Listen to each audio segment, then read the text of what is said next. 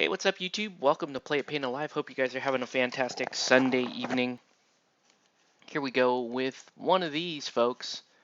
It's been a while since we did some painting. I'm going to go ahead and title this stream Prep Building Something. We're going to build tonight. It's going to be a short stream, but it should be alright once I get this thing to load. So let's go over to YouTube. Oh, God, okay. I'm going to deal with that.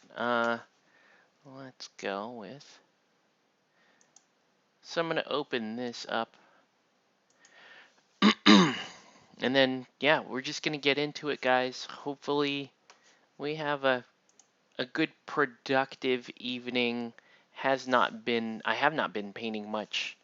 It's just been a weird bounce back. Getting sick and then coming back and then just having a really weird schedule lately has kind of messed me up a little bit. We're going to say building and prepping Aristeia, we'll call her Alt Laxmee. There we go. And we're gonna save that as that. And I am gonna go ahead and watch this bad boy. Even though we're in an unsupported resolution, let's go ahead and have a look. Okay. So, if you have any comments, questions, threats, leave them in the comment section. Otherwise, we're just gonna get rolling, people. So first thing we got to do is we're gonna stamp ourselves a base. Okay, so we're gonna stamp ourselves a hex base here for Laxmee, and then we're gonna build on that base as we get going. Hey, what's up, everybody? Thanks for hopping on. Let me know what you're painting or what you should be painting tonight. We're working on some Aristeia because that's what we have on our desk. I was tempted to do a little bronze tiger. Should I stamp 2 bases worth? Maybe I can stamp bronze tiger's future base, so bronze tiger will be ready for some DC or some Batman, whatever happens there. I'll spike in some viewers, and then they just broke out. So we'll see how that goes. Some people showed up and they were like, "Nah, F this. I don't see anything.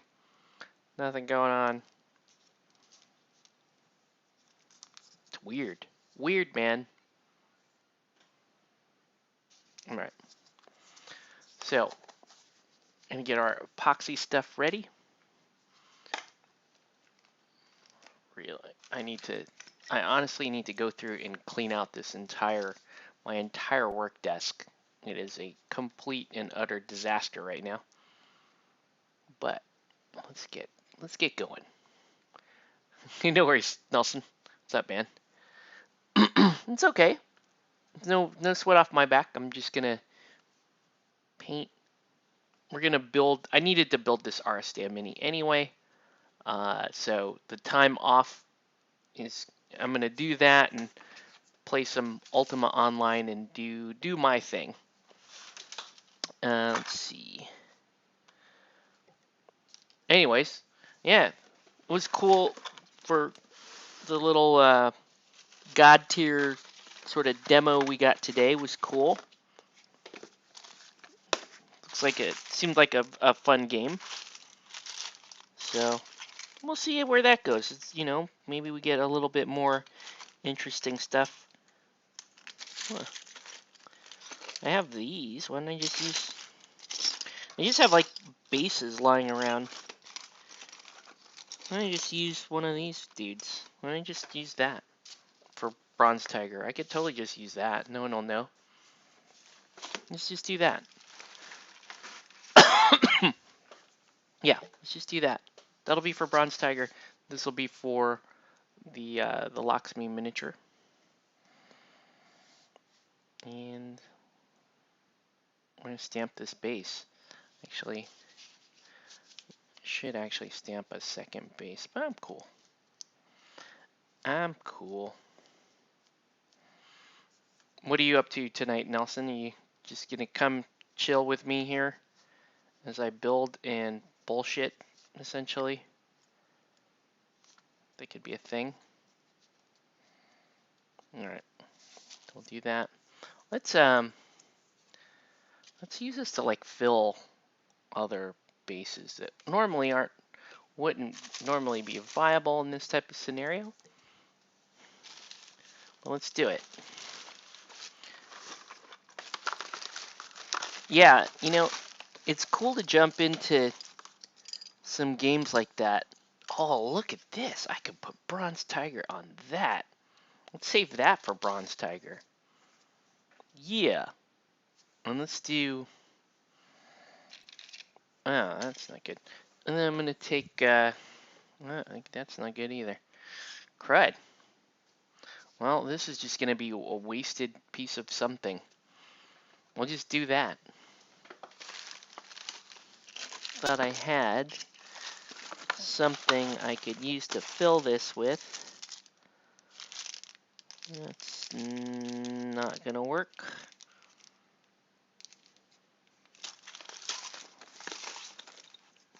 But like your typical slaughter base like that, this is good for this type of stuff because then I can just stick it in there, and then this just becomes a nice little flat base for me to use in the future, right? Without having to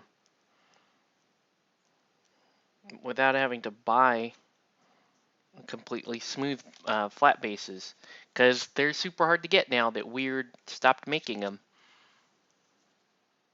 And those were like my bread and butter. And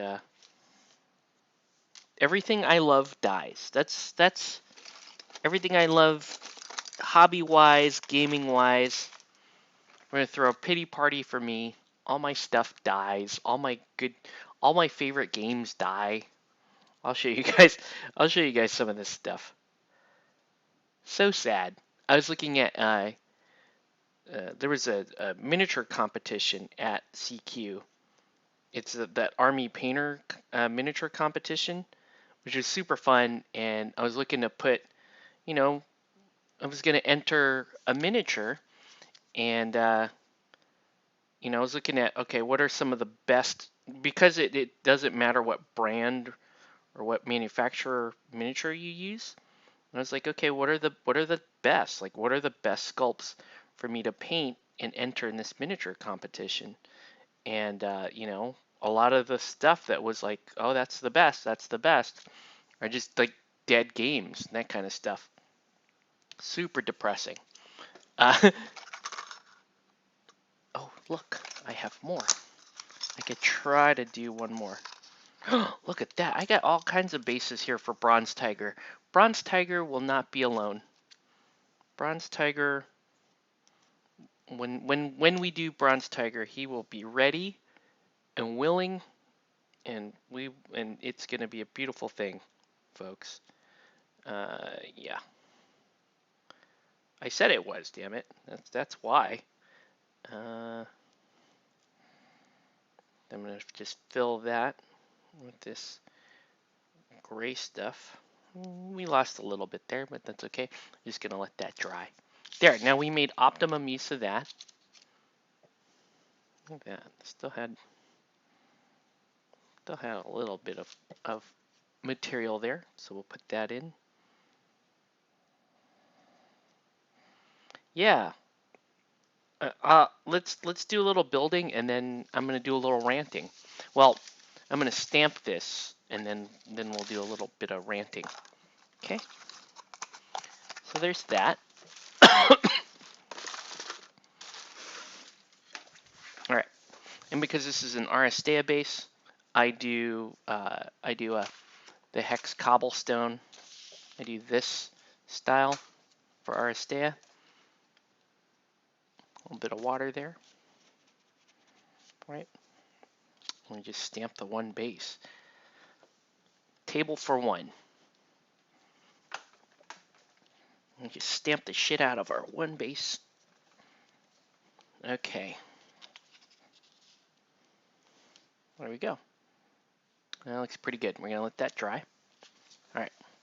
And now let's get the components for Laxmee. If I could find them, what did I do with them? This looks like them. It's a weird fit. This model's a weird fit. There's the main body. Lots of small bits. This, and then you got this big ol' chunk of Patakaduke, that thing. And let's figure out like what I actually need to put together here to make this sucker work. So each hand is separate, and then the mask, the little like shaman mask that she wears on top of all that is also different, okay? Now this piece here is way too small to pin.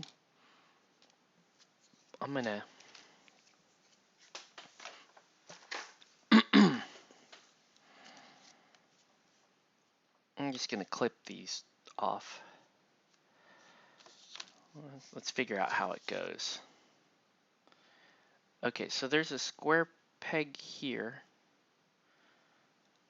that I guess goes like that, and this side goes here.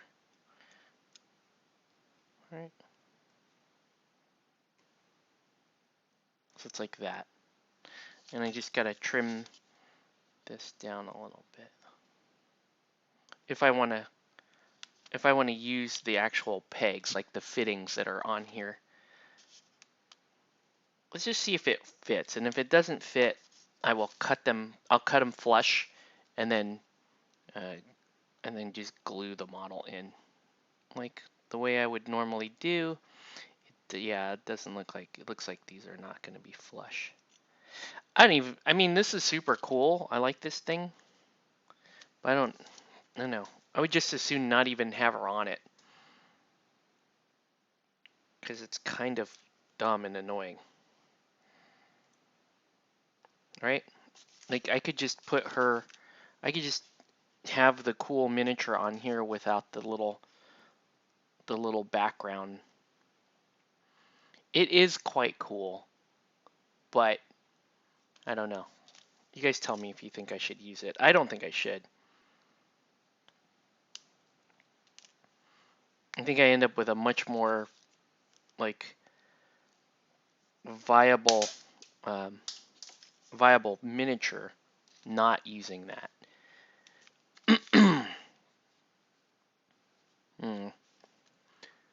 Just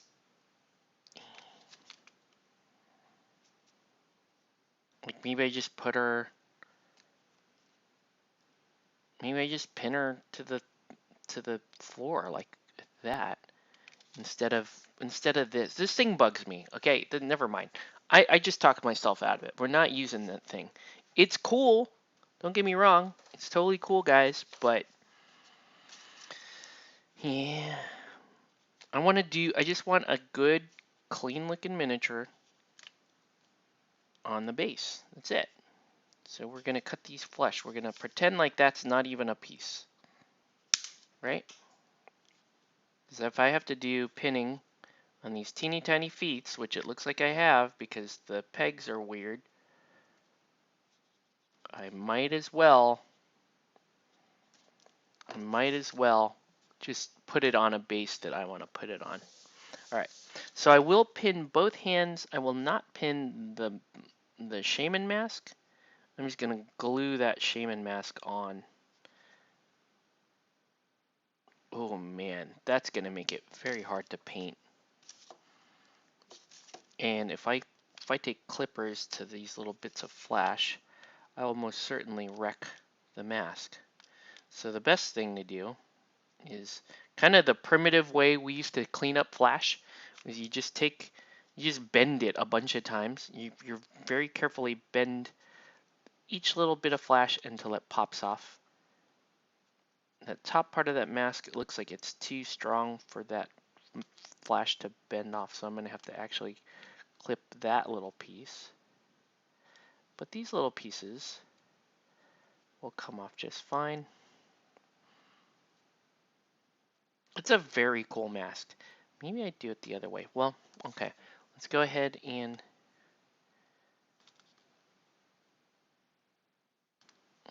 clip that. And do I have a file? We should. I just want to file the top of this. File the top of this flat. Right? Okay.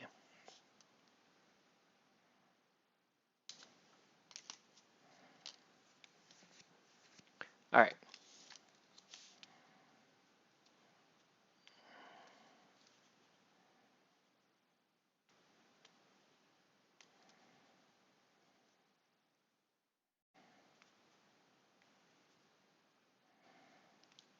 So I'll do that.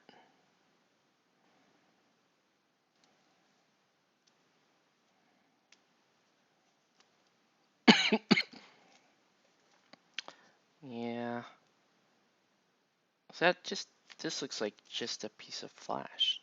That looks like I just clipped that off entirely. Yeah, you just clip that whole little piece there off. Right?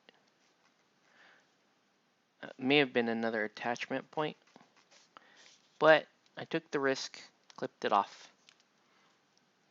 Okay.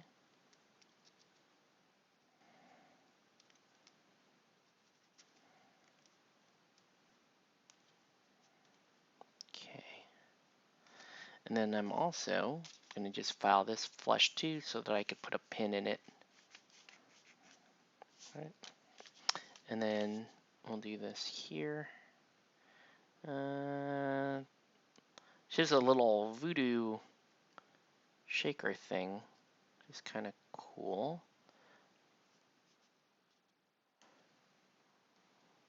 It's got another, this is another bit of flash here. It has to be removed with that. And then I'll file it down.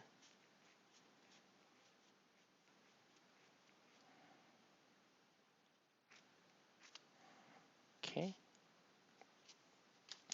And then let's get these. Wow, that's a weird peg there. Does that peg actually fit? No, it looks like it does. Looks like it is supposed to fit somewhere. It's supposed to fit like that.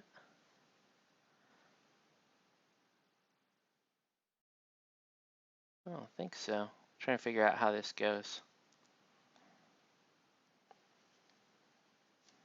Okay, that definitely goes there, but this, where does this go?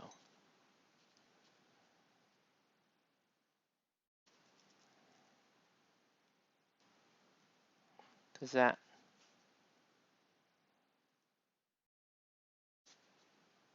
what a weird attachment. Looks like she's missing an elbow almost. That is extremely strange. Let's clip all these pieces.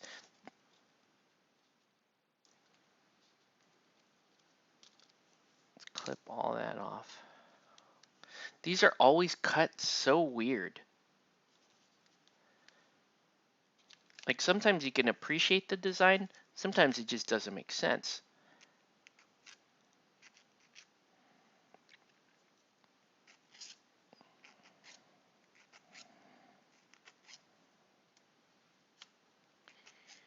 All right, I got that. And then this attaches there, like that. Okay. I'm trying to figure out what can be clipped off and what shouldn't be. So that's going to attach like that. And then where does this go? This just goes like this.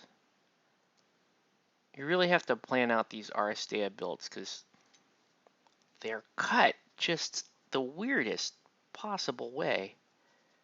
Like they're not, this is not an intuitive cut.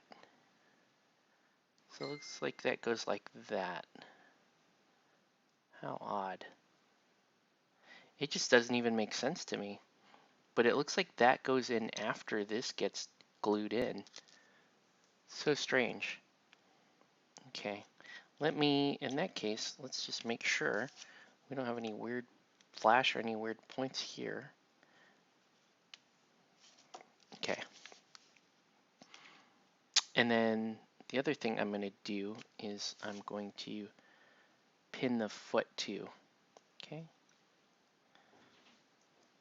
Because I'm only going to pin certain parts of this model because of how weird it's cut. So this will get, oh my gosh, it's so strange. So this goes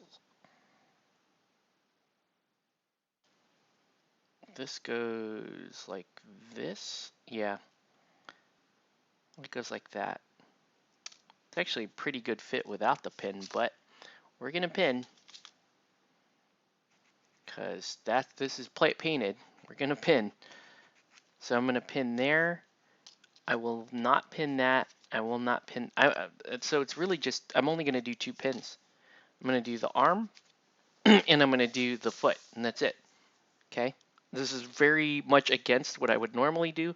Like, right, I would normally just pin each joint, but my experience with Corvus Belli has been that when they cut it weird like that, it's actually going to make it harder for you to pin, and you're always going to wonder whether or not it's actually a strong joint even after you manage to pin.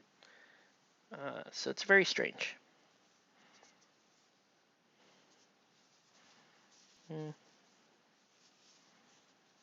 Do not see where that pin went, so that one's just a goner. It's in the cloth somewhere. So, yeah, quiet night.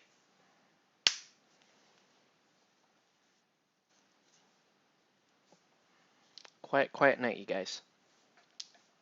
Let's see who else is bugging me, because somebody else was bugging me a couple seconds ago.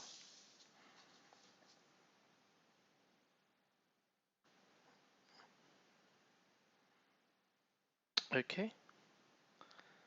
Yeah. All right. So yeah, this thing.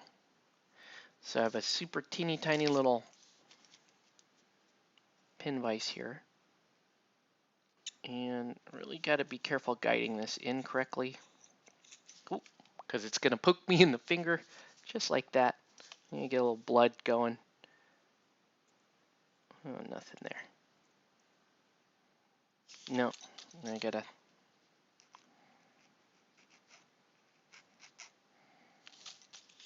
do that all over again. Maybe I... There we go. Just need to get it started. Ah! And this thing is... Yeah, it's... The peg is... I gotta file the entire peg down. Because that's not helping. So even the one place where you do pin, it's still very annoying. Okay. So we'll do that. And I'll drill this bad boy in like this. Remember when I said I love metal models? More than resin, more than plastic? It's true. I still love metal models. And I love Aristeia, and I also said Aristeia is probably the best range of their metal range. It's one of the best metal ranges out there. Corvus Belli does such a beautiful job on their metal, but they just, the way they cut it is for dicks, man. It is the worst. Why can't they just cut a model like along clean lines and do ball joints and do the stuff that other miniature companies do, that granted makes the fit, the joints not as strong, but you should just accept the fact that people who are, you know, want to be diligent about that are just going to pin like me, right? So we'll just put a pin in that little thing, and then I'll put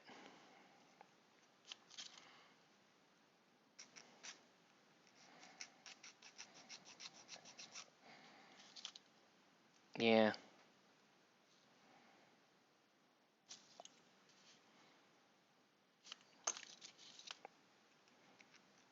I think I am going to impose a tax on building Corvus Belly miniatures. I think that's what's going to be.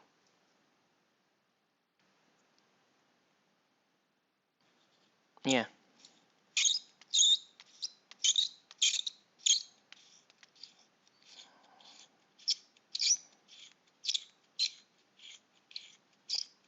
I think that's going to be a new thing.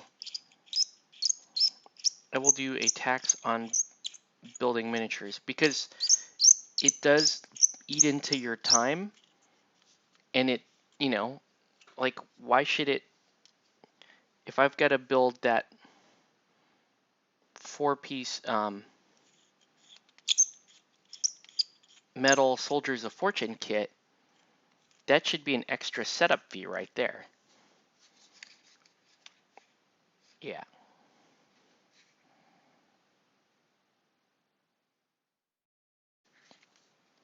So yeah, I think that's what I'm gonna end up doing. I know that may upset, you know, one person. That's only gonna upset one person, so I don't care.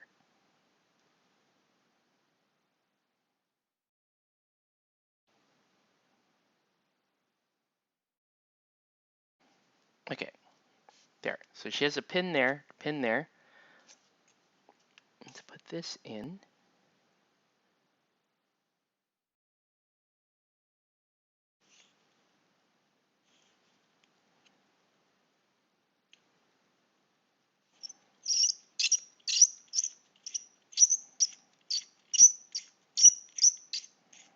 Make sure I do not want to pin through the shoulder.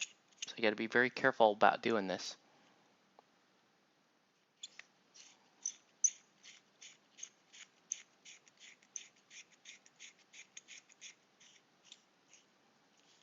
It's pretty good. Okay, so that can go in, and then the cape can go in, and then the last arm will go in. Okay? All right. So put that in. Pop the glue in there.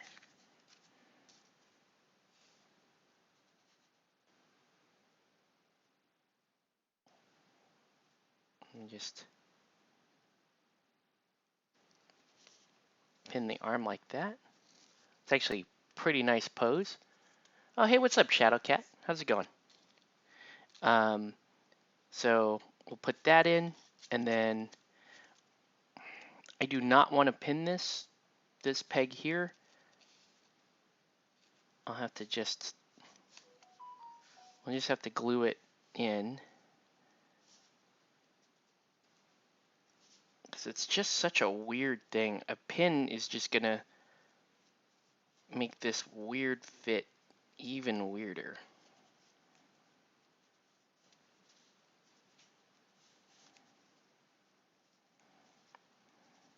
Wow, I don't even understand what is going on here. Oh man. Ugh, God. There we go. It's like that. What a mess. Okay. Like, why didn't they just make a standard cut here off the cloak? I get that it's super cool that the cloak is, like, for once in the world of miniature gaming, is actually following, you know, the way a breeze would blow it. I get that, but come on, man. Uh this could have just been a single sculpt. Like, right? You could have not had a separate cloak there. That could have just been a flat thing. What am I working on? I'm building the alternate Laxmee skin for Aristeia. And these builds are very frustrating because, as you can see,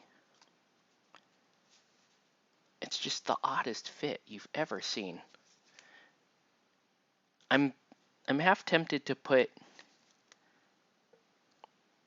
I could fill it a little bit. I'm going to fill it a little tiny little bit, and then I'm going to use some quick cure on the side here just to kind of fill it up. I'm just going to put that in there, let that skin real fast. Ooh, no, even with the quick set, still odd, still odd.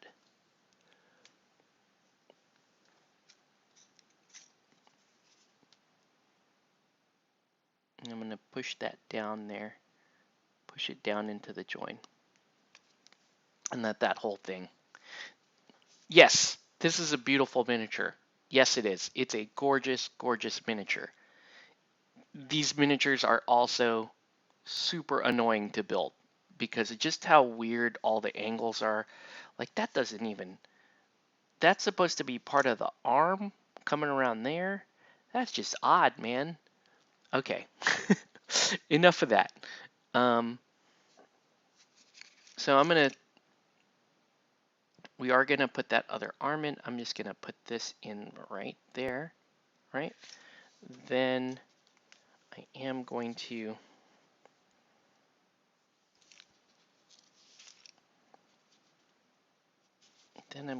press this in here. Like, I am sorry, man. Who put this? Who designed this? Pretend I have no idea what that is. Truth is, I have. Okay, so Aristeia is a MOBA style miniature board game from Corvus Belli. So, and it is set in the Infinity universe. So, if you're familiar with Corvus Belli Infinity, Aristeia is sort of like, it's like the sports game. I guess you would it would be, you know, the Blood Bowl. The Blood Bowl, what Blood Bowl is to Warhammer is what Aristeia is to Infinity, right? What Aristeia is to Infinity is what Dreadball is to Dead Zone for Mantic. So it's the sports game set in a familiar setting. In this case, we're talking Corvus Belli, we're talking Infinity. Okay? Okay. I still don't understand what is going on with this miniature. It's just a very odd piece. Let's go ahead and do the final bit, which is to glue the mask. And I'm trying to figure out how is the, let's look at the box art real quick. Can we look at the, let's look at the box art. It's not cheating to look, oh, that's the wrong box. How about this? All right, I'll show you what the box art looks like. And I am going to depart from the box art because I do like the shaman, obviously, and I'm not doing this base as cool as the base is, but you can see. So yeah, so she has that. She's holding the dagger in one side, and then she has the little skull thing on the other side. And I did not put this tusk thing on. As cool as it is, I didn't put it on. It was just bothering me. I don't know. It's strange, I guess. All right, and now we're gonna go ahead and do. Yeah, I'm just gonna put some glue there, and I'm gonna put a little bit of quick cure on this, and then we're gonna put her together. And we're just about ready to attach her to the base, which is still drying actually.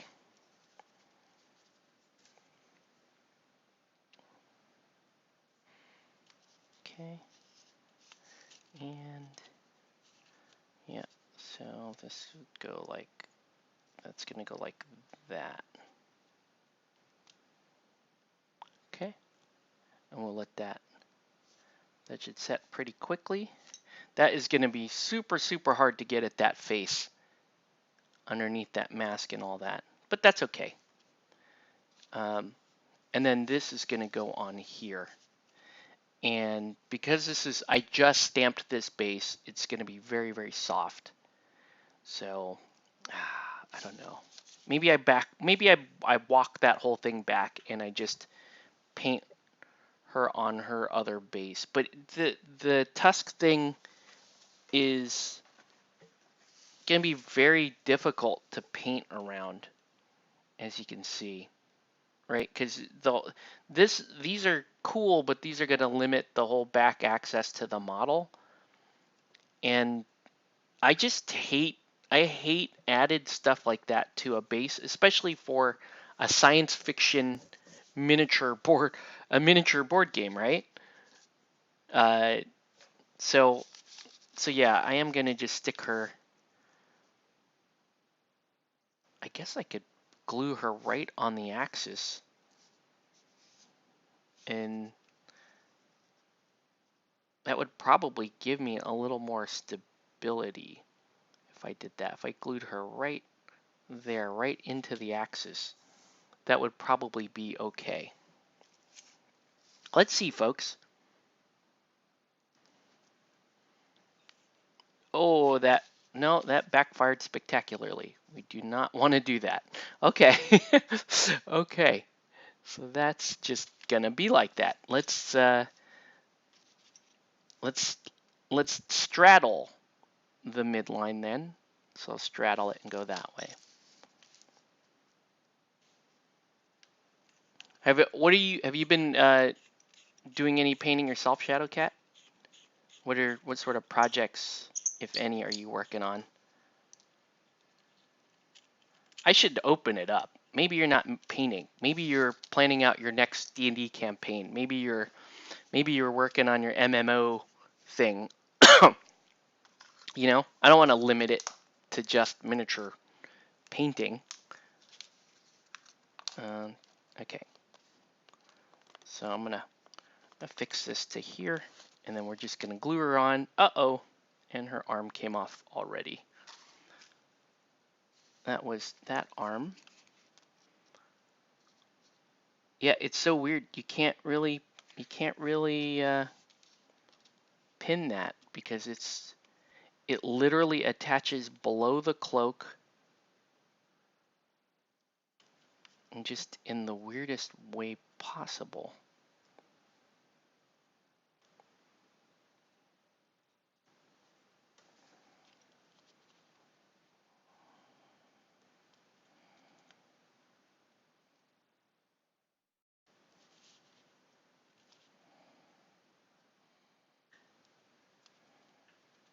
It's already making that sort of gummy.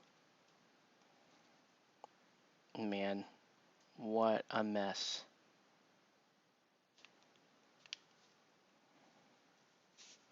Yeah, this is straight up bad, yo. I do not like this.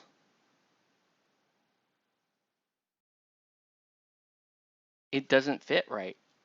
That arm does not fit properly there. It's the weirdest looking thing ever.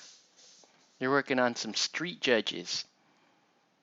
Now, I am also clueless. What or is that for the Judge Dredd miniature game? I have no idea.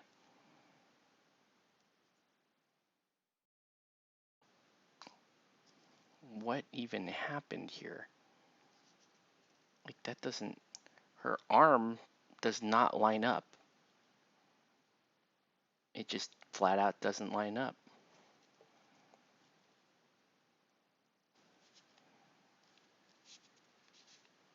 And it looks like we're done. It looks like that. It's always when it's out, it's in the wrong position that you have a super, super strong bond. Yeah, that's totally the wrong position. Yikes. Arm off, that's handy. Yeah. Okay, I'm going to file this whole thing down so that it fits. I'm going to make it fit. That's the most important part, is making sure that this thing fits. So I'm willing to file off as much of this as possible. Just making sure. Maybe I should try to just pin it like the way a normal sane human being would pin. Right? Cool. Okay. Yeah, see how that, okay. So I can, if I just do a little bit of work there, chipping this out. Right? Get that all nice and clear. And there's actually a spot there where I could pin an arm. Right? I could pin an arm right here. Look at that. And it should line up because I'm a normal, sane human being, as far as I know. I can pin that right there. Ha! Ha ha ha ha! Take that, Corvus Belly, and your psycho anti-pinning people. Alright. We just made that shit up. We're gonna put this. So I'm gonna cut me a new pin. We're gonna do this the way I wanted to do this at the beginning. Right? Pin a flat surface to a flat surface and have a stronger joint than you would with these stupid pegs that Corvus Belly swears is a good idea, but they're not. They're not a good idea, Corvus Belly. You guys make beautiful sculpts. Stop acting like night models. I'm just gonna come out and say it. The damn Spaniards. Do you notice a pattern with the Spanish companies? They make these absolutely gorgeous models, and they have no idea how to break up a model so that like a normal, sane, functioning human being can put them back together. I'm just gonna say it. I said it. If that triggers you, if you're upset on behalf of the Spanish, you know, time to report me. I'm like, I'm gonna claim that I'm at least 1/16 Spanish because my mother was a quarter Spanish. So, and Filipino. We're Spanish. We we we kind of count. Stop judging me. Anyway. All right. Got a little pin right there, like a normal human being did. Right? I'm going to pin an arm into the body. Shocking, I know. Now it doesn't want to pin. There we go.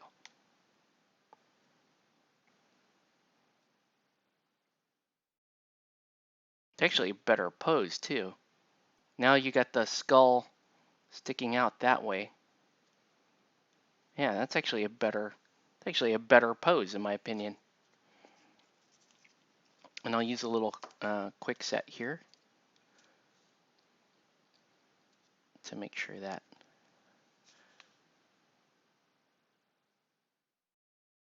it sets properly. Ooh, and I got my thumb as well. But it's not bad. Look at that. Okay, almost there, people. Almost there. So now I just throw a little bit of glue here and here, and we pin her and we glue her down to her base. Do we prime tonight? I don't think we do. Mainly because the base is way too soft, and she's very likely to just blow over. Uh-oh. Yeah, she's very likely to just blow over if I don't do this right. You claim, yeah, you can, you can say that my, my rant here was bigoted against the Spanish.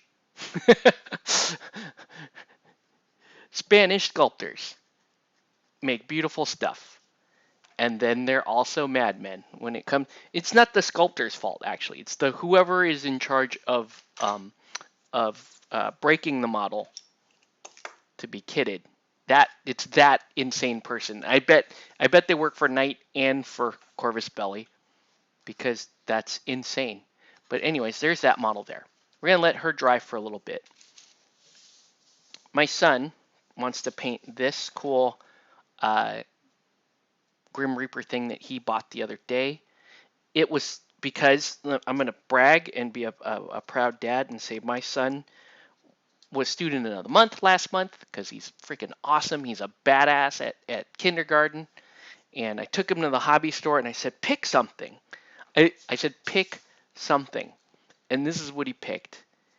And I was ready to spend the big bucks, folks. I was ready to, if he wanted to buy the big plastic dragon kits that Reaper makes now, those are like the $30 kits. I was ready to do that for my boy. I was so proud of him. And he goes and he buys a $3 Reaper Bones miniature. Like, I cannot say enough about my son, guys. He's the best. And those of you who know him will agree he is literally the best. We played Relic Blade tonight. How cool is that with my son? I came home and was watching my kids, and my son was like, Daddy, can we play some Relic Blade? Like a small tear came out of my eye. I was so proud of my kid for wanting to play Relic Blade. Anyway, okay, since no one watches my show anymore, I'm going to talk about, we're going to talk some concepts of a pet project of mine, okay, while this is drying and, you know, while we have a little bit of time here to just mess around, okay? Feel free to comment if you like. And let me show you where this is all going. Okay, so like I was saying, the other night we're entering a miniatures painting competition, and I'm looking for these old miniatures. I'm like, you know what? Let me just touch up something cool, right? Let me just touch up something cool, like this model, which is not a well-painted model. It's okay. It's an okay painted miniature, but he needs some work, as you can see. He's got a lot of really, really awesome detail on him, but he needs some work. But look at the detail on this, would you? Look at that. Yes, it's a shitty paint job, and it's not even done. But look at the detailing on the armor. Do you see that? Look at this crazy, like, glaive thing he's wearing, or he's using. Look at the detail on his shield. Remember when they were like, "Oh man, resin is the way to go. Resin is gonna get you beautiful detail." Fuck you and your resin. Look at this. Look at that, man. This is a metal model. This is a metal miniature. Have you seen a metal miniature with this level of just absolutely exquisite detail on it? Rhetorical question, folks. You're looking at one. Anyway, so check him out, right? I'm going to show you guys some more. These aren't good painted miniatures, but they're just good. They're good miniatures. Look at this. Here's a weaker sculpt. Okay. She needs some work, right? Very plain outfit here, but look at the elements of the miniature, right? Expressive face, just great pose, good energy. It's a 2D pose. Look at how 2D this is. It's very flat. But guess what? Like, look at how much energy you're getting. And this is basically a cleric miniature. Got this cool censer. She's holding a censer up in the air there. She's got her little clergy outfit on. Like I said, she's got the smirk on her face. She's got this awesome book here. Okay, one of the worst sculpts in the line. Not the worst one, but one of the worst sculpts in the line. Let me show you another one. Okay? And this is like a fan favorite. People love this. All right, check this out. Right? Again, this miniature is in need of some touch up. I painted this several years ago, and it's pretty technically pretty good. Look at the skin. Okay, yeah, I gotta clean up the face. I lost a little detail on the face painting it, but the face has really good character to it. She's got the horns. She's just bad freaking ass. Look at the detail on the armor. Look at this. Look at the back. Okay. Hint. All of these miniatures are from the same miniature line. Let me show you one more. It's like one of my favorites. Okay. It's the most boring shit ever. But my challenge is this. Can you guys name a miniature range that has this level of quality today? Like an extensive miniature. Look at this. This is a librarian. Again, forgive my old outdated paint jobs. They're not great. But, and I don't even know if you're getting this on camera, but she has glasses on and she has a super expressive face. Just absolutely gorgeous. This is like full waifu for me. Okay, this is the dream. My wife is my wife has a master's in library sciences, so I do like librarians, and I do like blondes with glasses. It's kind of, yeah, that's kind of where I'm at, folks. Green eyes, especially blonde hair, green eyes, glasses. I may have married a woman or two that fit that description. anyway, uh, look at this model. This is one of the most mundane models in the whole range. Okay, I'm not even showing you guys the good models, like the big, awesome monsters and robots and mecha and all that kind of cool shit. Okay, these were just some of the models I was going through, and I have a whole collection of this stuff. Not War Machine, Shadowcat. It's a decent guess. War Machine would never. They cannot get this level of intricacy. They do a good job, right? Privateer Press makes pretty good models, but they don't do dainty like this. They can't do delicate like this. They don't have they have all kinds of bordering and spikes and exaggerated shit on their miniatures, but look at they don't do this. They don't do that level of detail, right? Okay. So these miniatures are from a game I used to know and love called Anima Tactics, from a company called Cypher Studios. Cypher Studios also makes Eldorado miniatures, right? They made Eldorado and they made Anima Tactics, and they made exclusively metal. And I will fucking stand on the corner and scream it up to the mountaintop. Cypher Studios made the. I know what you're gonna say, rack 'em. Well, Cypher Studios, I'm sorry, man, they rock the shit. This is a metal miniature that all the resin fanboys are claiming I could get that level of detail. No, you can't. No, you can't, and it's not gonna be this sharp. It's not. Cypher Studios was the best metal miniatures ever. Folks. The line was this good, top to. These aren't even the best sculpts. I just love her. She's so great. I love her. Anyway, okay. So, like I was saying, I was I was going through looking for miniatures to enter in this contest. It was Into the Darkness, so I'm like, okay, well, this guy's a knight. He's gonna go into the darkness. The barbarian furry here. She's gonna go into. I just love her. She's just great. She's just great. I don't know. Uh, Obviously a cleric holding up a sensor. I could have done like an OSL thing. She could have gone into the darkness. And a librarian, solving crimes and mysteries and things, could be going in the darkness. I know it's a stretch, but I love these. Let me show you what I went with. Let me show you guys what I did. Okay, and it's not gonna win, but it's a solid second place miniature. It's a solid second place. Let's see if it's in my gallery. Maybe it's in my. It's on my Instagram. Let's go on my Instagram. If you guys aren't following me on Instagram, it's at Play It Painted. All right. Whoa. All right. So here it is.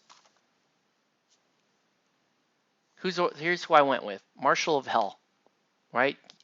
Gilles de Rais from Eldorado. Look at this. Look at how intricate the detail is on this.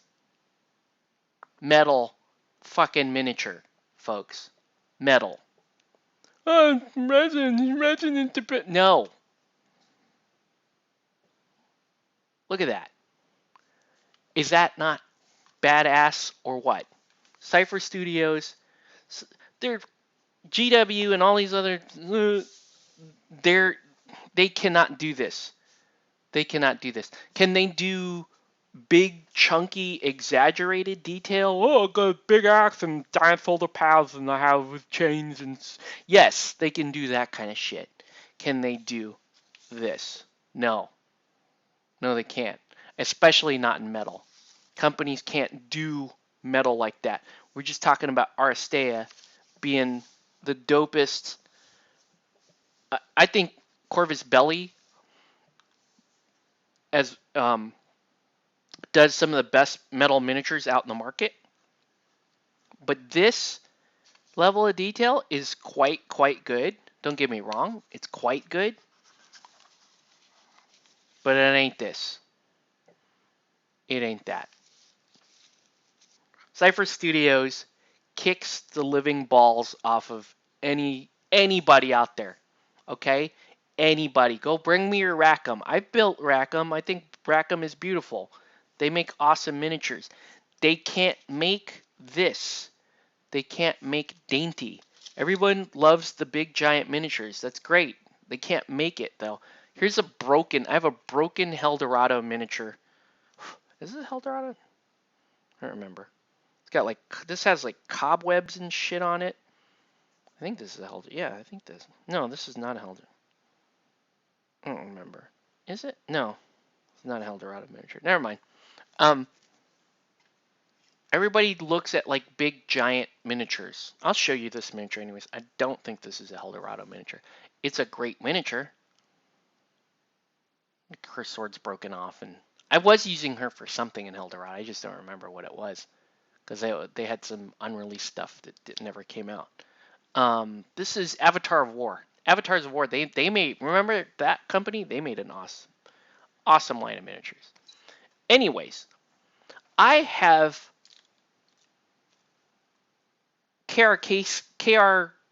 full KR multi-case of this stuff, right? Of this dope level, holy shit, that's what I want to play. I want to play a miniatures game, right? I have tons of it.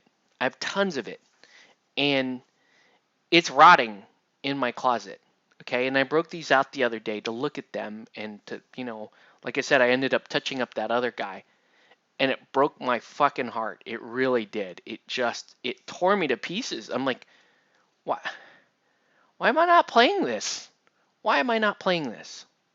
This is what I wanted. This is what I want to feel. This is what I want to put on the board.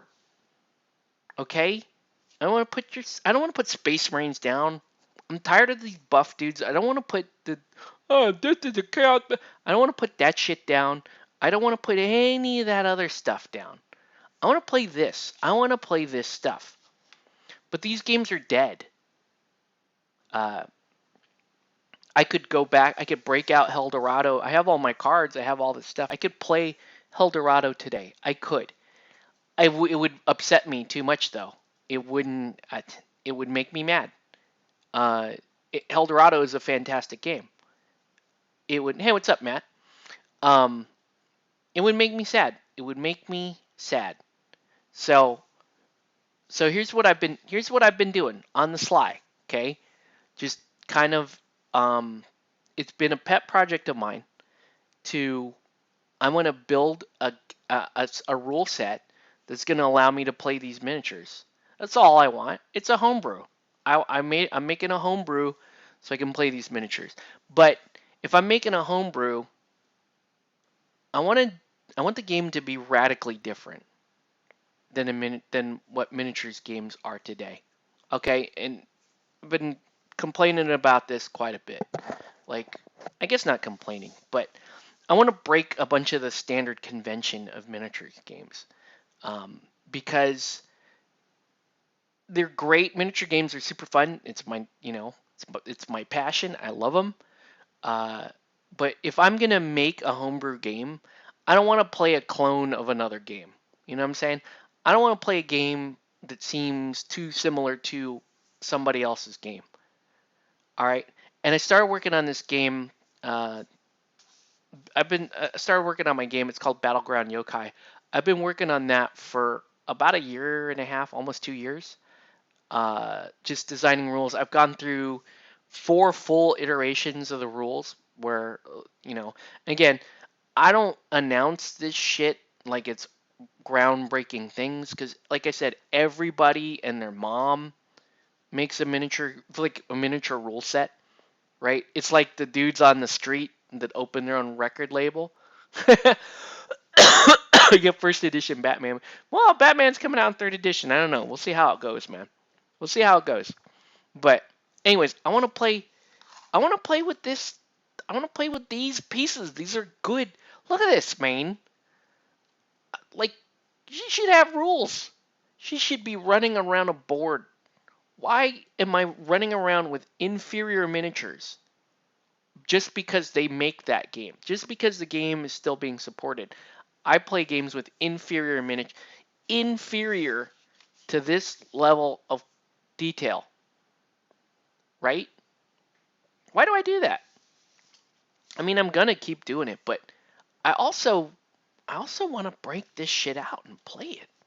Put on a board, push them around, enjoy them, and make them have rules that are fun uh, and have this fun little filler game where it's like, bring your favorite models, and I'll bring my favorite models, and we'll figure out how they play. We'll figure out what the rules are for them. Okay, so it's a project I've been working on. And I'll tell you a bit about it because, like I said, nobody watches this shit anyway. Nobody's gonna run off and steal my ideas. Maybe one of you fools will, but it's fine. You probably shouldn't because it's not gonna be popular. But some conventions, and I designed this game from the from the endpoint working backwards. Okay, and I know I brought it up several times before on the stream, but like I said, what most people do is they write this like backstory, and they think that like that is the most inspiring backstory ever, and that people will want to play the game based on the backstory.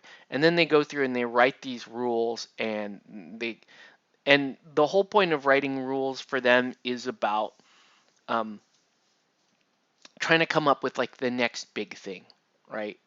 Like, War Machine Hordes had the uh, they had the allocation of Fury and Focus, right? And you had a lot of games use like exploding dice mechanics. Like a lot of the Mantic games use exploding dice mechanics, and Malifaux has the cheating fate. So everyone's like trying to design what is like the next coolest game mechanic ever. I don't give a fuck about game mechanics. All right, I'm not. Uh, it's not unless the game mechanics are achieving something that is going to give you a a good overall miniature gaming experience. Okay, so I worked my way backwards from what to me what is a good miniature gaming experience. Okay, so I was looking at like this: games done in under an hour. 4 miniatures per side. Um, four character miniatures, like your best, nicest looking miniatures per side. Game plays on a 2x2 board.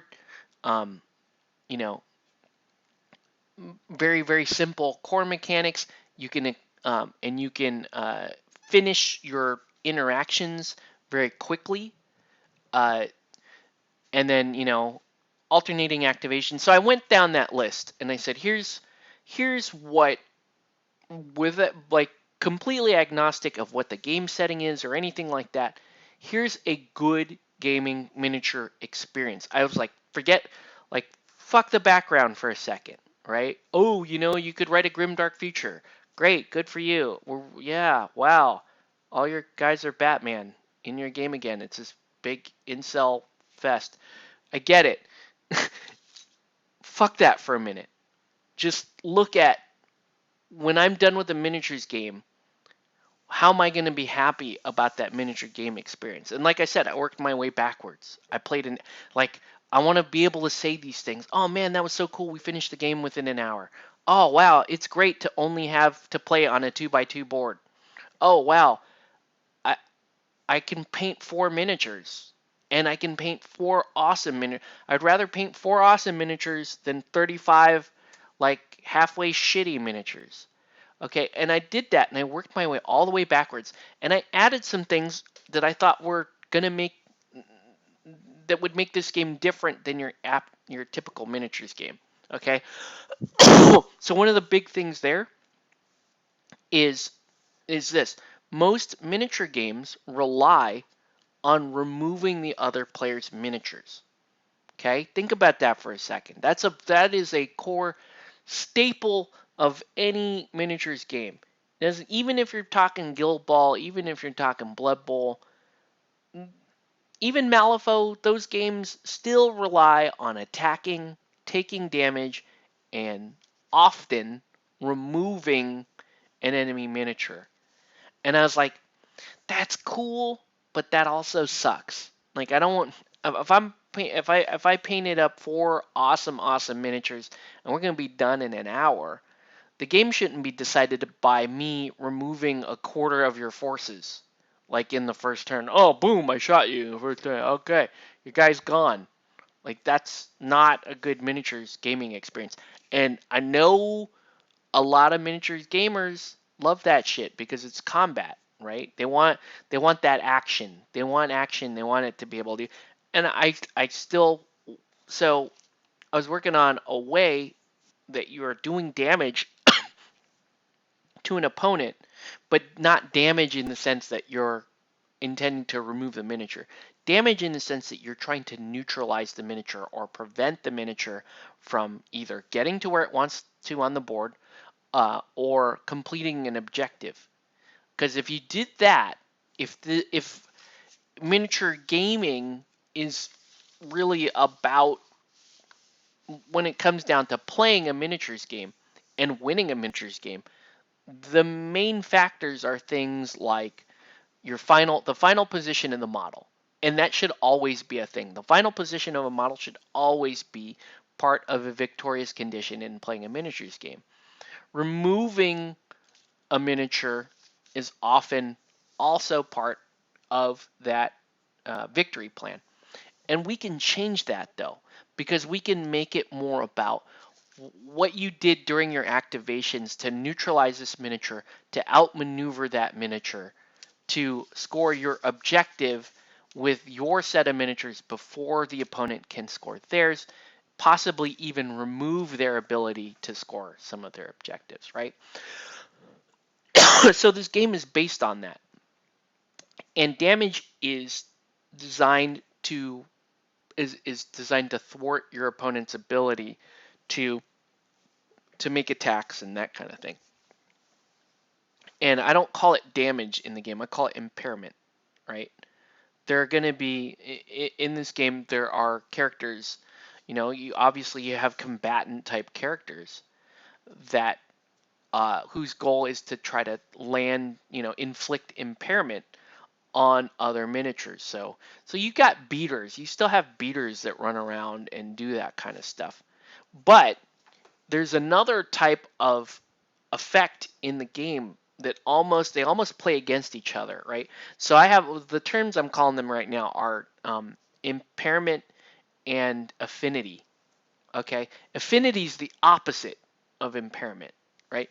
This model damages another model. This model it inflicts impairment on a defending model, but another model it can also another model can impose affinity to to this model.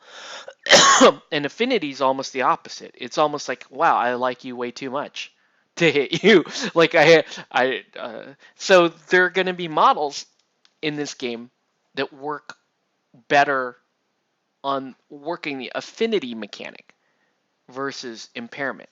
Okay, so this is a concept that I've been working on, and I have rules written around how that works, and it affects playstyle, and models can be walking around the board that have different varying degrees of affinity and impairment on them, and that ultimately decides what they can and can't do during their turn, what other models can do to them because they have those effects on them. And again, this is a system that does not rely on removing models. At no point do you remove a model. In fact, in this game, you add models. Um, because you start off 3-on-3 versus 3, and then each team will add a fourth model. I'm working on that because that's a core mechanic of the game. Uh, so it's the opposite of like what most miniatures games are. You add each side adds a model in during the game, and what they do leading up to that point will impact what sort of model they end up with and what sort of abilities and mix all these characters have together when they have their full crew on the board. That's where I'm. These are some of the background ideas and concepts that I'm playing with as I design this miniature game. And again, the idea is I just want to play my cool shit, man. That's it. I don't I'm not trying to make the next Magic the Gathering or anything like that. I want this cool game that like me and my friends that have dope miniatures, and you know who you are because a lot of you guys followed me into these games. Um, that we can enjoy this shit together, and you can play all kinds of cross themes and cross functions and that kind of thing.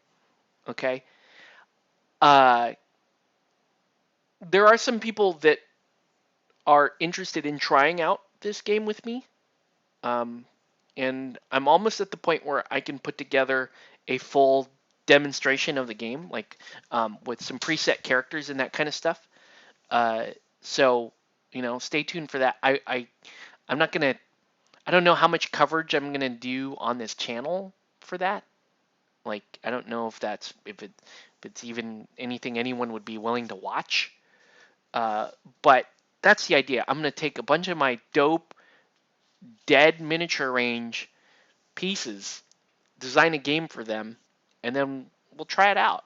I think it'll be fun anyway. Just from just the idea that I'll give some of these a refresher paint job, and we'll put them on the board and enjoy them. I mean, look at this dude. He's a badass. Like, guy should just be like he should be on a board. He should be on a game board.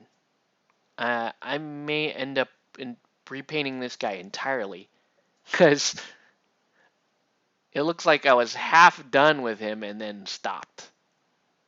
So, so yeah, I'll work on this dude. He is a great miniature. So that was my rant for tonight. That's what I'm talking about. Yeah, and I'm not going to prime Laxmee, although Laxmee is looking pretty cool. I want the base to dry entirely.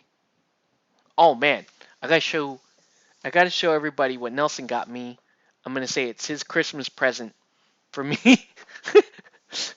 for Christmas. So dope, so dope. I know you're gonna be jealous. Everybody out there, look at this, man. Look at, let's just build him. Fuck it, just build him. Look at it, bronze tiger, man. Bronze tiger, baby, from Batman. Let's move him. Let's move this. Let's put bronze tiger together. Bronze tiger is just dope. Turn your back on GW. Too much money for sing. And let's be real, man. They're good minis. Like GW makes fantastic minis. I will never, ever, ever dispute that. But they're so boring. It's like, oh, this is the other buff guy with the giant shoulder pad. It, they're the same. Everything GW makes looks the same to me. I'm sorry. If you feel differently, just scream at me in the comments. You know, get it all out. Say what you gotta say. We are. Look at this bronze tiger, man. Bronze tiger. Look at the bronze tiger hat. Look at his helmet. You could do the. We could do him without the bronze tiger hat, and with the. You know, I'm putting the tiger hat on there.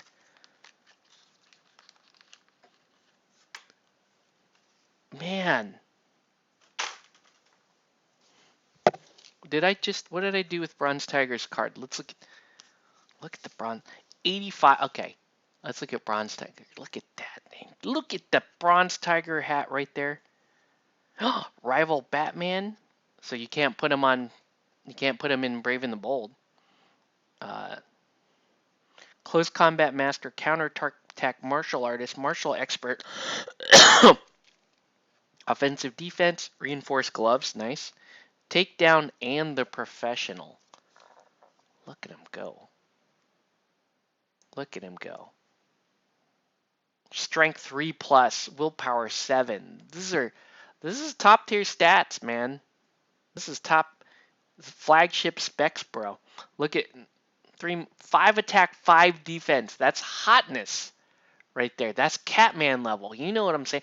But he's stronger than Catman because 5/5 and strength 3 plus. Homeboy is dope. Oh man, Bronze Tiger.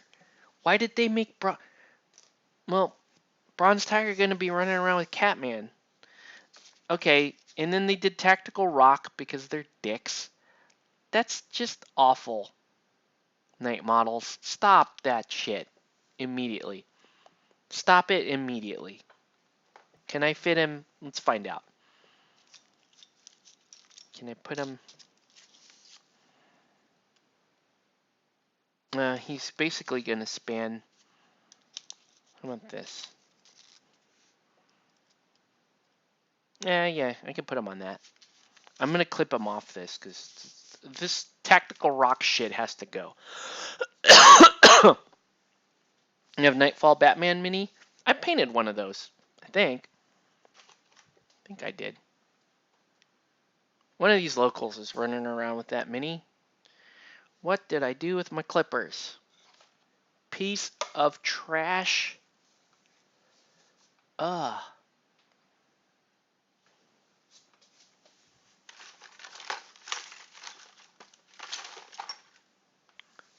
No, seriously, what did I do with that? What did I do with my clippers? It's upsetting. We're there. Alright. So yeah. I will write up some rules for my miniatures game. Find some poor hapless schmo to try it out with me.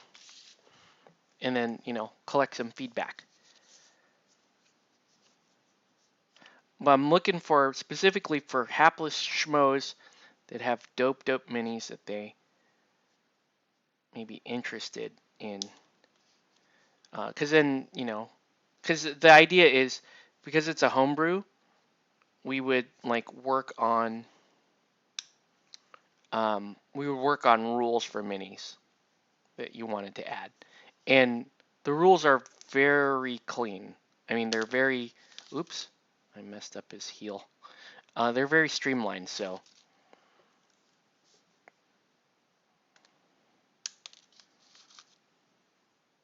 Yeah, that sucks. I'm gonna have to fill that part of the heel back in. Good old resin.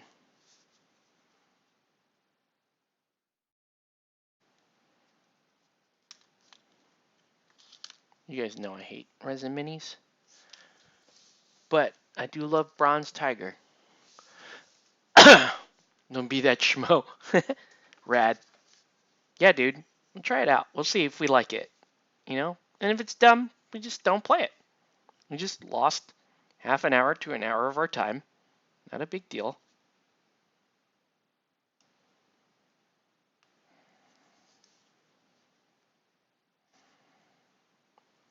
Is there see that weird tiny little mold line right there? I'm just gonna dig out. And because it's resin, I don't want to sand. So I'm just gently scraping the line clean.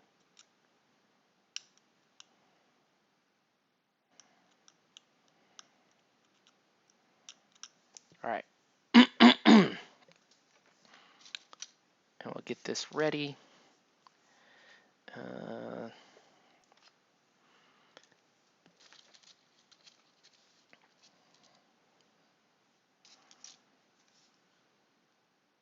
Ooh, man. And these details, yo.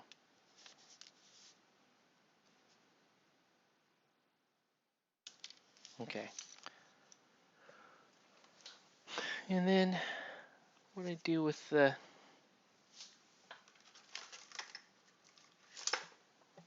Yeah. All right.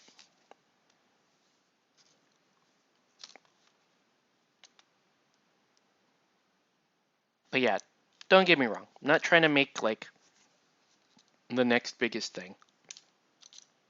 I literally just want to play the good models that I really like. That's it. That's the goal.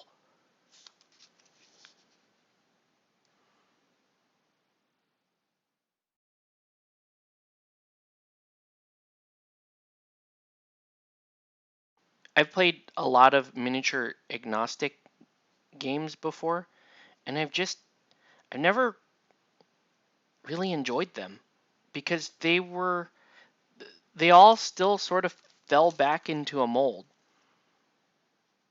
that, and it's like, oh, okay, yeah. I mean, at the end of the day, you're like, okay, this is like that game, which is like this game. And my main thing, honestly, is, I really like the more anime style aesthetics, and they just don't have that into, um, they just don't have that theme in miniatures games. Relic Knights was the last one to have it. Infinity has an anime, some anime influence, but it wasn't like Relic Knights was like full blown anime theme.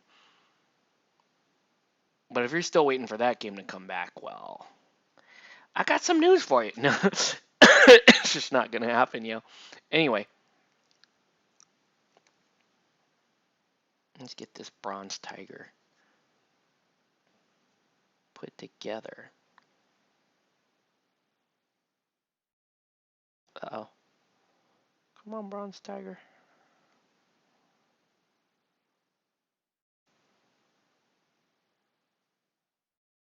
Hold that together. You've introduced me to some of my favorite games. I hope so, dude. I mean, there's hopefully the concepts are good, right? And the concepts hold through. But yeah, I'll put together the 2 demo crews essentially that I want to run. And then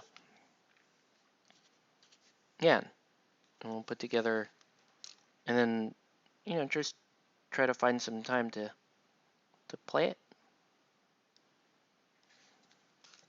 Oh, I have little boards that I have those 2x2 boards that are perfect to play it on. So good. I'm in good shape, man.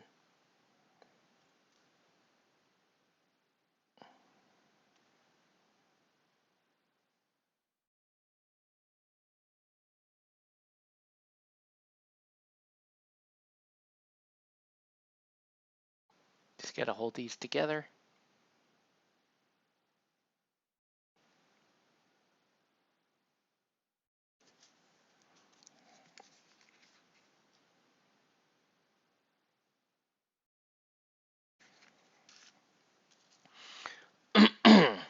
Haven't painted a Batman model in forever.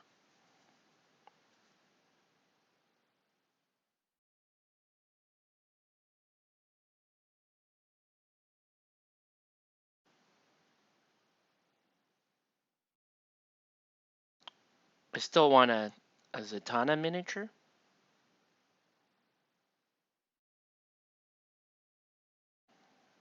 Look at that.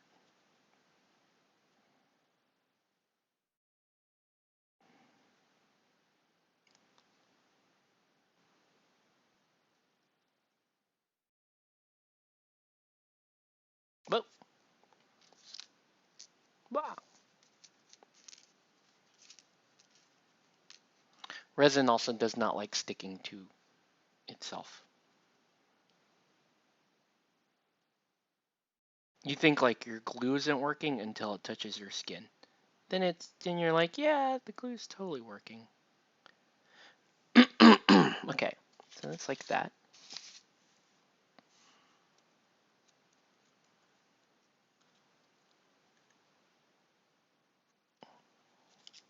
Oh, this guy will not.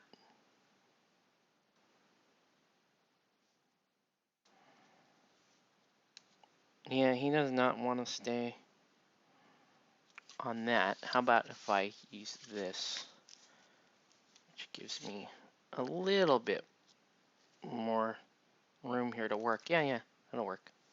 Let's put him on that. You miss Wrath. I miss Wrath of Kings. That's a great game.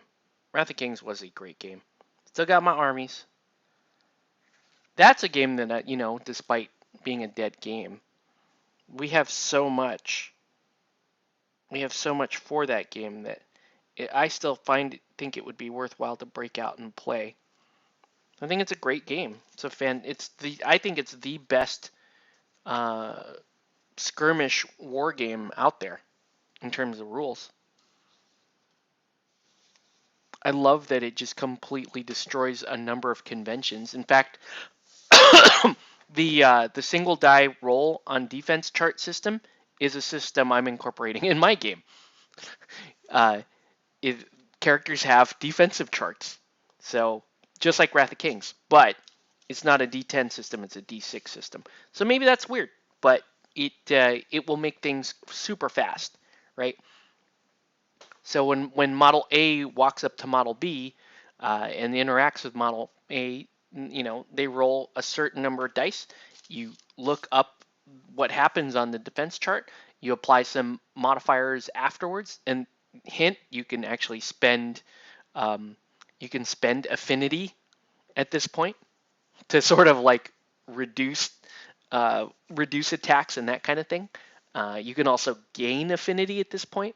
So yeah, that's a critical part of the combat system that I want to use. I wanted to use D6 because as much as I feel like D6 is swingy, you can counter that by rolling multiple D6, and uh, it'll be swingy only in one direction. Now, a lot of games use face-to-face rolls, right? If you play anything by Corvus Belli, it's a face-to-face roll, right? The blue player attacks the yellow player, and both players roll a dice, right? And then you take the difference of those two dice becomes what happens in the combat. And the good thing about a face-to-face roll is that the defending player has some agency in what's going on with them, right? That's why people like face-to-face rolls, is because they feel like it's not like Warhammer or War Machine where it's like, I rolled 6, you're dead, right? It's not like that. It gives them a chance. But what people miss about the face-to-face roll, which I think is a huge problem with the face-to-face roll, is this situation where the differences can swing wildly out of control. And it makes the games very swingy. They swing super hard in one direction, super hard in the other direction. And you added more randomness to the game, and you upset the stability of a single die roll by just trying to give the defender a little agency. I really think that Wrath of Kings is a better system for giving the defending player almost agency, and it's because it's a single die roll, and you find, oh, okay, you take a hit, right? I added one step to this, okay? And so in my system, it's a D6 system, like I was saying, and you roll your attack dice, and you consult the other player. Oh, this is perfect. You consult the other player's defense chart. Well, at the top and bottom of that chart, you have you may have a critical hit at the top of the chart, which is going to give you an effect and an additional bonus, right? The effect that you were going for, like typically impairment. Um, and then at the bottom of the chart, this is where the defender has agency down here. So if you roll a critical fail, a 1, the defender gets to do something, right? So if this were your attack, okay, yeah, I landed something really strong, but I missed so bad on this one that the defender gets to do something. And it's much faster to resolve than a face-to-face roll. It's got less swinginess than a face-to-face roll. It gives the defending player agency because they're like, oh, I can't wait for you to roll a 1 or a 2 because I'm going to be able to do stuff back. I'm going to be able to do stuff, and everybody's defense chart is different. So this is the mechanic that I really like. It's okay, everybody knows what dice you're going to roll. You roll your dice, you consult the chart, and then the other guy can modify things down. I'm going to spend some affinity, bring those both down, and take your crit hit away, right? And that's it. You're done. It's not like Malifaux. Oh, I'm going to cheat. I'm going to stone. Should I do this thing? Oh, it's not like Infinity. Oh, it's a face-to-face roll, and I rolled critical hit, and you rolled fail, and you blew up my main character. It's none of that is going on. It's a much more stable system that gives the defending player some agency, and it's resolved way faster. And I think that's enough. That's enough, especially with affinity and impairment at play. That there's enough going on there, and you can make decisions. These decisions are very quick. You make quick decisions. You make quick dice rolls. But there's enough interesting things going on in interactions such that an attack roll, which I don't even call attacks, I call them interacts in this game because you're not always attacking the other player. Hint, this game is very different. You're not just trying to punch your way through. There are crews that do that, but there are other crews that do other things. And so this typical interface roll between two models is called an interact in this game. Right? You can have positive interactions, you can have negative interactions. And it's handled with a defense chart, multiple d6, and so it gives it gives you the multiple d6 stabilizes the d6 system. The d6 ends up being a very simple system to follow, and the defending player gets agency in the form of low dice rolls. Okay? So I've already given away a lot of concepts that are in my game. But the whole idea is let's make it fast but interesting. Let's do I want to capture some of these things in games that I really like. But the main thing is let's have a good, clean experience without weighing people down with too many details. We don't want to have people having to memorize what characters do. That bothers me. Another thing that bothers me, we're playing God tier tonight, right? Me, Nelson, Cody. We're playing some God. We're trying out God tier for the first time, and I'm just looking at this game, going, I don't like that. I don't like this. I don't like that. there's so many things in that game that and don't get me wrong, God Tier is a fun game and we should play it. It's a fun game, but it has a bunch of stuff that I personally would not put in my game. Okay, first off, they had D6s, but they were custom D6s with two blank faces, and I'm like, that's a complete waste of dice and space. Okay, if you're gonna have custom dice, and this is my design opinion, if you're gonna have custom dice in a game, the dice need to accomplish more than hitting. Okay, a perfect example of that is Aristeia dice, which uses custom dice. I don't really like custom dice, but Aristeia allows you to buy triggers. So you have different symbols on the dice that can be spent. That's actually fairly interesting. I like that about Aristeia. You have these fun triggers and things like that.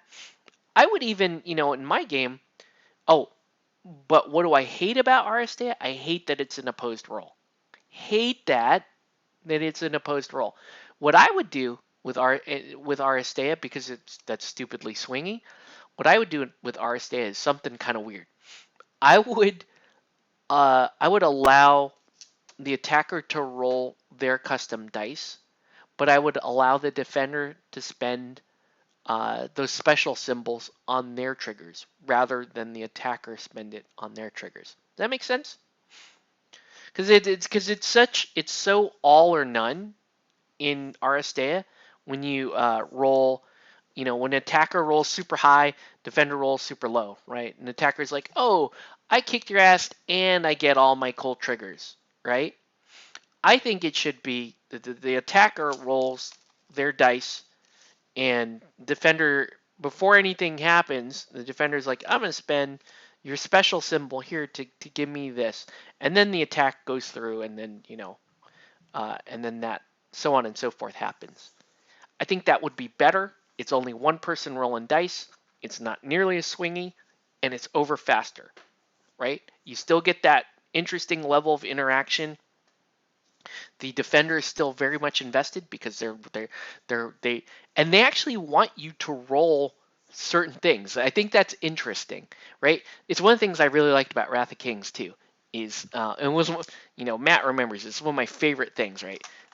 Matt will come up and he'd be like, oh yeah, I'm gonna swing on your lady, right? And you swing like this, and like, oh, that's a dodge, and everyone just move the lady away. That was cool. That was a cool interaction that would happen, and it settled on one die roll, on one person rolling dice, and then instead of two people rolling, okay, and then I'm gonna this to my thing. That would take it. I like single defense chart where the attacker is rolling the dice that they want to roll, but they're rolling it on the defender's defense chart. It's a single roll. Everybody knows what's going on. Everybody can follow. And most importantly, that interaction can be interesting and happen quickly. That's why it's one of the things that I really wanted to bake into my homebrew miniature game system. So yeah, we'll see, dude. We'll put it together. We'll see if we like it. If people are interested uh, in trying it out, then let me know. Hit me up. We'll try to get a game together. Like I said, it's gonna be right now. I'm gonna homebrew all of it. I'm gonna bake. I'm gonna pre-make the crews that we run, and also the summoning pool will also be pre-baked. But there's a bunch of stuff. It was interesting. God Tier has a bunch of stuff that I just flat out did not think was good or contributed anything meaningful to the game. Custom dice do not, in the case of God Tier, did nothing to that game. The other thing, the split phases in God Tier was kind of stupid. It's kind of stupid.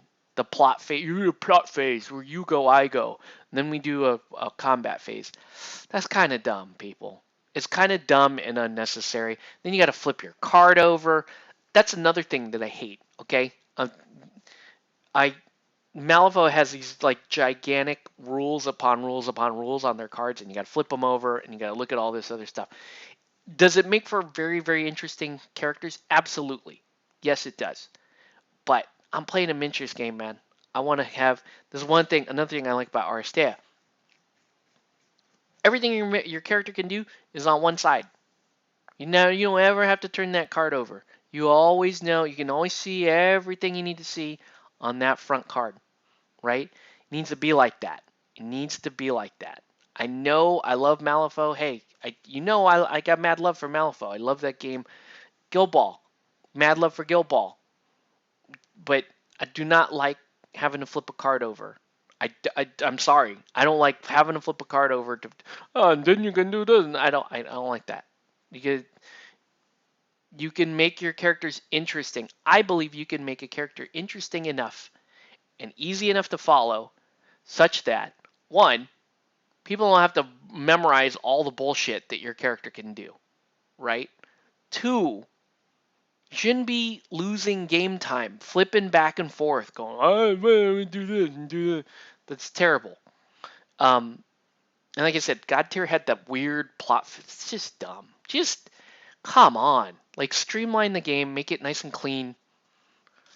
Quit being cute with the dice. Just let dice be dice if you're going to do that. Uh, what else did I not like about God Tier?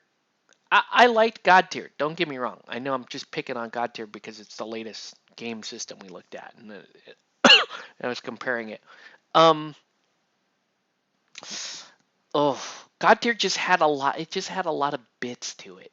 It had a lot of bits. The scoring chart. It's like, yeah, okay, that's kind of cool. It's got the push pull mechanic that a lot of the Warhammer Underworlds players really like as well. I'm not. I think there's an easier way to do it, man. I think that the good fast games are like, oh, I scored 3 points this turn, you scored 2 points this turn, right? It doesn't have to be an all. I don't like all or none mechanics, really. I really don't. I think that giving the other player uh, a certain, like, you have to make choices, like, oh, I do this and I can score 3 points, but this character can die, or I do this, I score 3 points, but I'm going to allow my opponent to score 1 point. Those are good miniature gaming decisions. Those are good tactical decisions that you make on the board. Those are the right kinds of decisions that I think should be running through a player's mind when they're playing a game. Not, oh God, did I remember that this rule on this character and this special thing? And those are cool. Don't get me wrong, those are super cool. And when you have cool synergy and that kind of stuff, that can be super super fun. And I know a lot of deep level players want that, but that's not the type of game I'm trying to create. I'm not trying to create this where you make magical combo X plus Y plus Z. I'm trying to make this where this character is a healing support character. I know what she does. We know how she operates. Everything's on the front of her card, and she's going to operate. She operates differently enough from a combatant, right? That you have different playstyles in there. And I think you can do that on one side of a card. I could be eating my words though by the time I'm done actually writing up the characters. But the whole goal is I would force myself creatively to stay on that side of a card because that's how I want the game to go fast. I want it to go fast. I want players to be able to uh, um, register information about their characters quickly, but ultimately the decisions they make regarding the characters' positions, what they do with generic actions, that should dictate the victory of the game. Not I took this really weird character who had this interaction with another character, and therefore my list beat yours. I hate that shit. I don't want that in my game.